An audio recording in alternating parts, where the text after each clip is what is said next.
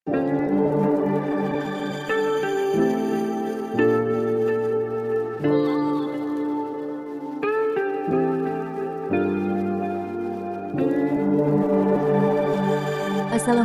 warahmatullahi wabarakatuh. Saudaraku yang berbahagia, sebelumnya saya ucapkan terima kasih kepada saudaraku yang telah meluangkan waktu di tengah kesibukan hari ini untuk menonton video ini. Segala puji bagi Tuhan yang telah memberikan nikmat dan juga kesehatan untuk kita semua. Amin ya rabbal alamin. Bismillahirrohmanirrohim.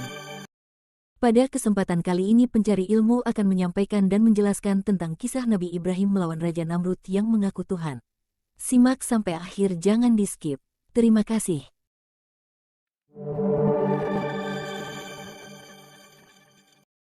Raja Namrud adalah raja yang memiliki kekuasaan selama 400 tahun lamanya dan wilayah yang sangat besar hampir seluruh dunia. Hal ini menyebabkan dirinya berlaku sombong, kafir, dan menyamakan dirinya dengan Tuhan. Menurut para ahli tafsir, ulama ahli nasab, dan pakar sejarah, Raja Namrud adalah Raja Babilonia yang memiliki nama lengkap Namrud bin Kanan bin Kausi bin Sam bin Nuh. Sementara itu, ulama lainnya mengatakan namanya adalah Namrud bin Falih bin Abir bin Soleh bin Arfasyas bin Sam bin Nuh. Mujahid dan para ulama lainnya mengatakan, kecongkakan Raja Namrud semakin jadi karena ia termasuk dalam 4 raja yang pernah menguasai hampir seluruh muka bumi. 2 raja merupakan dari golongan orang mukmin, Raja Zulkarnain dan Sulaiman, lalu 2 lainnya dari golongan kafir termasuk Raja Namrud. Raja Namrud hidup pada masa Nabi Ibrahim alaihi salam. Karena kecongkakannya, Nabi Ibrahim alaihi salam pun menantang Raja Namrud dengan mengeluarkan bukti-bukti bahwa dirinya keliru dan bukanlah Tuhan sebagaimana yang diklaimnya. Kisah Nabi Ibrahim alaihi salam melawan Raja Namrud dikutip dari Kisah Para Nabi oleh Imam Ibnu Katsir. Nabi Ibrahim alaihi salam mengajak Raja Namrud untuk mengakui bahwa satu-satunya Tuhan adalah Allah Subhanahu wa Ta'ala dan beribadah hanya kepadanya. Namun, Raja Namrud menolak dan malah mengklaim dirinya sebagai Tuhan. Kisah ini terabadikan dalam surah Al-Baqarah ayat 258-260, yang berbunyi, "Apakah kamu tidak memperhatikan orang yang mendebat Ibrahim tentang Tuhannya, Allah, karena Allah telah memberikan kepada orang itu pemerintahan, kekuasaan. Ketika Ibrahim mengatakan, Tuhanku ialah yang menghidupkan dan mematikan, orang itu berkata, saya dapat menghidupkan dan mematikan.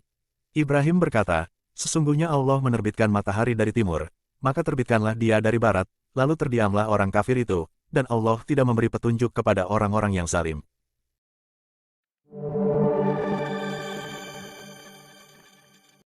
Raja Namrud mengaku sebagai Tuhan yang dapat menghidupkan atau mematikan orang. Hal yang dimaksud olehnya adalah ia bisa menentukan nasib orang lain dengan membiarkannya hidup atau memberinya hukuman mati. Namun tentunya bukan ini yang dimaksud oleh Nabi Ibrahim alaihi salam. Allah Subhanahu wa Ta'ala dapat menghidupkan orang dari yang tidak ada menjadi ada dan mematikan yang ada menjadi tidak ada. Pada ayat berikutnya dijelaskan bahwa Nabi Ibrahim alaihissalam menunjukkan kekuasaan Allah Subhanahu wa Ta'ala yang bisa mengatur tata surya dan mengatur siang dan malam. Lalu beliau menantang Raja Namrud untuk menunjukkan kemampuannya menerbitkan matahari dari barat. Dengan kesesatan, kebodohan, dan kebohongan dakwahnya, ia tidak bisa berkata apa-apa untuk menjawab Nabi Ibrahim alaihissalam. Barulah Allah Subhanahu wa Ta'ala berfirman seperti di ayat yang terakhir bahwa Allah Subhanahu wa Ta'ala tidak akan memberi petunjuk kepada orang-orang zalim. Kekejaman Raja Namrud kepada Nabi Ibrahim alaihi salam. Abdur Razak telah meriwayatkan dari Mamar, dari Zaid bin Aslam, bahwa suatu waktu Raja Namrud mengadakan sebuah jamuan makan yang dihadiri oleh rakyatnya. Nabi Ibrahim alaihi salam pun datang memenuhi undangan tersebut. Namun, hari itu terjadi perdebatan antara Nabi Ibrahim alaihi salam dengan Raja Namrud. Akhirnya Nabi Ibrahim alaihi salam tidak diberi makanan sedikit pun hingga pesta itu selesai.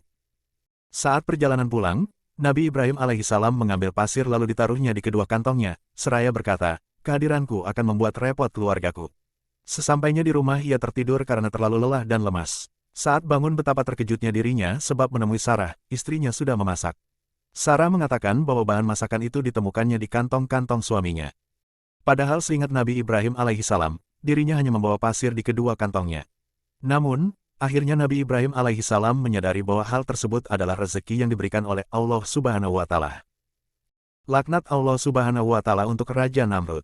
Zaid bin Aslam berkata, Allah mengutus malaikat kepada raja yang sombong itu agar ia beriman kepada Allah, tetapi ia menolaknya. Malaikat mengajaknya untuk yang kedua kali, tetapi ia menolaknya hingga malaikat mengajaknya untuk yang ketiga kali dan lagi-lagi ia tetap menolaknya.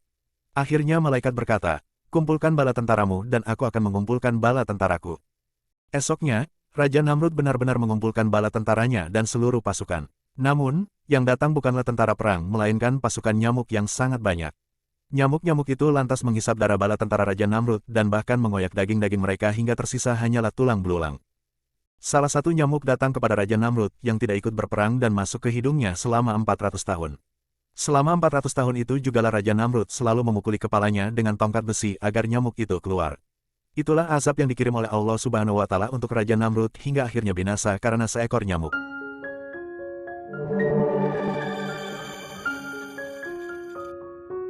Demikianlah penyampaian dan penjelasan tentang kisah Nabi Ibrahim alaihissalam melawan Raja Namrud yang mengaku Tuhan.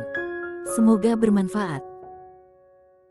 Jangan lupa like, share dan subscribe agar saya lebih semangat lagi dalam berbagi ilmu dan informasi yang menarik lainnya. Terima kasih. Wassalam.